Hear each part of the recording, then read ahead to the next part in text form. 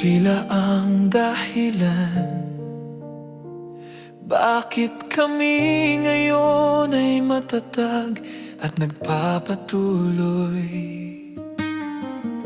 Sila ang ginamit ng Panginoon upang kami ay lumago sa Kanyang layon.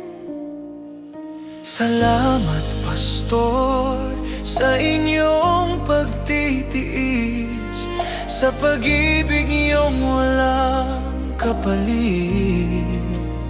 Sa panahong kami kasuko-suko na, hindi niyo kami iniwan, di rin sinukuan pa. Mahal namin kayo, Pastor. Sa puso niyo kami minahal ng totoo. Ginamit kayo ng Diyos upang kami ay magbago. Salamat sa buhay niyong tapat at totoo. Mahal namin kayo, Pastor. Kayo ay tunay na pagpapala sa amin. Sa biyaya ng Diyos, kayo'y nanatili. Salamat sa Panginoon, dahil kayo ang aming pastor.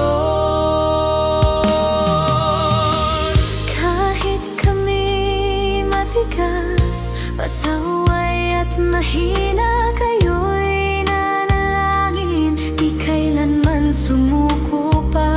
Ang bawat luha niyo, Diyos ang nakakita. Ngunit ngayon kami bunga ng inyong pagsisikap at panalangin. Bawat aral at pangaral, bawat turo at gabay, lahat ng iyan ay baon namin habang kami lumalakad sa buhay.